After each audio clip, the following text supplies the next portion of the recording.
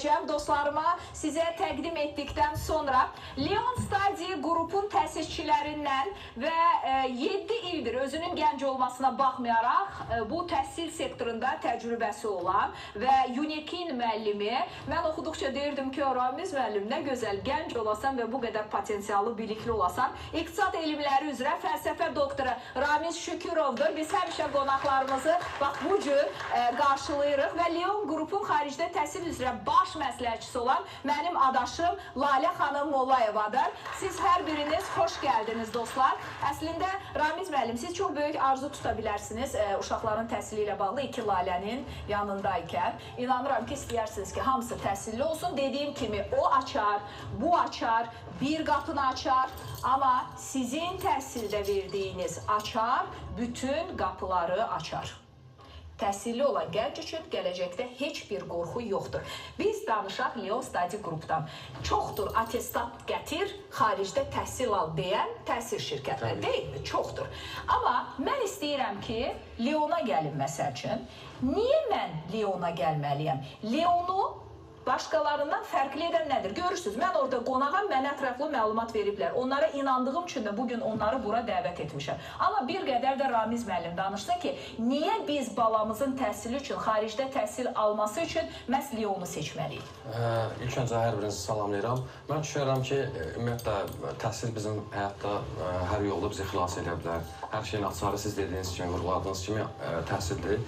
Və Leon Study qrupun digər təhsil şirkətlərindən, müəssisələrdən fərqi ondan ibarətdir ki, biz 7 illik bizim təcrübəmiz tək şirkətin təcrübəsidir. Eyni zamanda bizim əməkdaşların da hər biri xaricdə təhsil alıb gəlmiş gənclərdir və bu yolu keçən insanların təbii ki, tövsiyəsi, məsləhəti gənclər üçün önəmli ola bilər, valideynlər üçün önəmli ola bilər. Mən düşünürəm ki, az öncə mən burada da əyləşəndə ağlıma maraqlı bir şey gəldi. Bu balalarımızla bağlı da, gələcəklərinlə bağlı da bir şey düşünə bilərik. Aha, nə düşünə bilərik? Leon Study qrup, ay, ürəyim gedir belə qonaqlar üçün. Nə düşünə bilərik? Onların xaricdə təhsil xərclərinin qarşılanması ilə bağlı bir layihə işləyə bilərik təbii ki. Əgər gələcəkdə bakalavr təhsil almaq istəsələr, %100 universitetin təhsil haqqısı olmadan Türkiyə universitetlərinin birindən... Xaricdə oxuyacaqsınız? Sabir, hansı ölkədə? Birdən çağırsa, atestatı aldın, düzəltdik, oxudun. Çağırdılar, hansı ölkəni seçəsən? Mənə Azərbaycanın bəsdir. Azərbaycanın bəsdir. Mənim adamım. Dəli sən? Vətən xaini sayılmayacaqsa Almanya. Yox, vətən xaini niyə sayılırsan? Mən məsələn ölkəni sevirəm, özüm ancaq burada təhsil alıram, amma evladım xaricdə. O da ola bilər, bizə xarici təcrübə də lazımdır. Harda? Almanya. Harda? Almanya. Almaniyada var. Təbii ki, bizim ümumiyyətlə Almaniyada təhsil alan tələbələrimiz kifayət qədərdir. Onlar tamamilə ödənişsiz zaten təhsil alırlar. Çünki Almaniya dövlətində təhsil ödənişsizdir, bildiyiniz kimi. Amma digər nüanslarla bağlı köməkli göstərə bilər ki, bizim də bir çorbada bir tuzumuz olsun. Çox sağ olun. Mən sizə təşəkkür edirəm. Bax, bu gözəl təqdimat, daha doğrusu təklifiniz üçün minnətdaram sizə. Və mən istəyirəm, yenə deyirəm, valideynlər bilsin ki, necə olur ki, onlar atestat gətirirlər və uşaqları xaricdə təhsil alır. Bu azmış kimi təqaüd qazanır, yaşam xərcini qarşılayır. Necə baş verir bunlar? Bu gənclərin göstəriciləri burada böyük bir rol oynayır. Düzdür, sırf atestatla gedən, bizim şirkətlə partner hesabına universitetlərin verdiyi təqaüdlər də var. Amma buna baxmayaraq, SAT ilə hazırlaşıb, ümumiyyətlə, İngiltərədə olsun, Amerikada olsun, Avstraliyada olsun, Avropanın digər ölkələrində olsun, təhsil alan gənclərimiz də var. Sadəcə bizim dediyimiz sənədləri gətirib ofisə yaxınlaşmaqla bir neçə gün ərzində və minimal xidmət haqqı ilə onlar arzuları reallaşdıra bilərlər. Xarici universitetlərdən, top 500 universitetlərdən qəbullarını ala bilərlər. Və biz bir sıra təqaüd proqramlarına işləyirik. Burada Avropa təqaüd proqramları, kimlərinsə Nobel mükafatçılarının adına ithaf olunmuş təqaüd proqramları var. Eyni zamanda xarici dövlətlərin özlərinin təqaüd proqramlarına qaliblərimiz çoxdur. DED olsun, SI Scholarship olsun, məsələn İsveçdən Stefan Banach proqramı olsun, bizim 2022-2028 Elm və Təhsil Nazirliyi tərəfindən təqdim olunan dövlət proqramımız olsun. Yəni, hər il, belə deyim, yüzlərlə gəncimiz zaten tam təqaüdlü təhsil alırlar. Mən istəyərdim ki, hər valideynin təbii ki, arzusudur ki, görsün ki, övladı həm tam təqaüdlü şəkildə, yük olmayacaq şəkildə, belə deyim, maddi baxımdan təbii ki, yük olmayacaq şəkildə xaricdə təhsillərini davam edə. Əslində, suallarım çoxdur. İstəyirəm belə, verim tez-tez, qısa-qısa. Məsəl üçün, ola bilər ki, indi bizi bölgələrdə də izləyirlər də. Hamının da böyük məbləğdə imkanı yoxdur ki, uşağı Amerikada, nə bilim, Avropada və digər digər ölkələrdə, qardaş Türkiyədə, Rusiyada təhsil alsın. Mən sizə qonaq gələndə mənim əsas xoşuma gələn nə olmuşdu? Mənə deyildi ki, $1500 belə xaricdə təhsil mümkündür. Bunu hamı biraz yığsa evladı üçün bir araya gətirə biləcəyi məbləğdir. Bu necə mümkün olur ki, xaricdə $1500 və hətta siz doktoranturanı dediniz ki, doktoranturada hətta ilini 450. Biz doktorantura ilə bağlı danışdıq ki, ümumi total proqramı $1800 olan proqramları var. 4 ilə bölsək $450 düşəcək. Bir illik hazırlıq prosesi keçsə isə, ümumiyyətlə tam təqaüd şəkildə Avropada da bu mümkündür. Türkiyədə məsəl üçün daha çox atistatla müraciət edənlər, büdcə baxımından sıxıntısı olanlar daha çox ölkə olaraq Türkiyəni seçirlər. Orada təhsil haqqları minimaldır, yəni 1000 manat civarı, 1200 manat civarı. Amma aylıq yox, illikdir.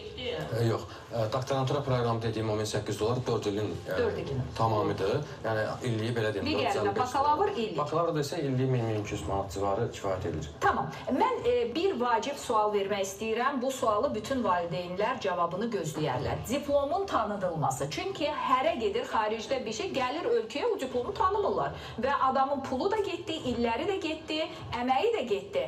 Diplomların tanıdılmasından danışaq. Bir şey aydınlaşdıraq ki, ilk öncə diplomların tanınması təhsil haqqında qanununa əsaslanan bir məsələdir və təhsil haqqında qanunun müəyyən bir tələbləri var ki, tələbə o tələbləri qarşılamalıdır. Onlardan biri daha çox qarşılanmayan tələb, yəni üzləşdiyimiz, məsəl üçün bir universitetdə təhsil naziri 5 diplomunu tanıyıb, 4-ünü tanıyıb. Deməli, problem universitetlə bağlı deyil. Universitet problem tələbə ilə bağlıdır. %50 iştirakı təmin edə bilmir. Məsəl üçün, xaricdə təhsil alan tələbə orada hansısa yollarla, məsəl üçün, ola bilər imtahan prosesində və s.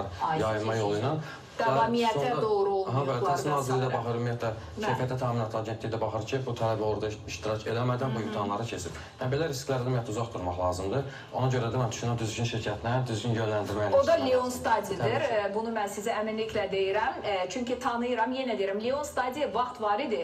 Bizdə xəstələrin xəstəxanada əməliyyatların olunması üçün kifayət qədər məbləğ ayırırdı. Onlar böyük ürək yiyəsidirlər, insandırlar, insan adamdırlar və əlaqə nömrələrini görürlər. İndi valideynlər zəng edir, mənim adımdan yığın ki, sizə xüsusi. Onlar mənə dedilər ki, sizin adınızdan yığanlara endirim. Dedim, xeyr, xüsusi endirim edəcəksiniz. Onlar da razılaşdılar, sağ olsunlar. O telefonlara cavab verən bu xanımdır. Valideynləri ən çox narahat edən məsələ nədir?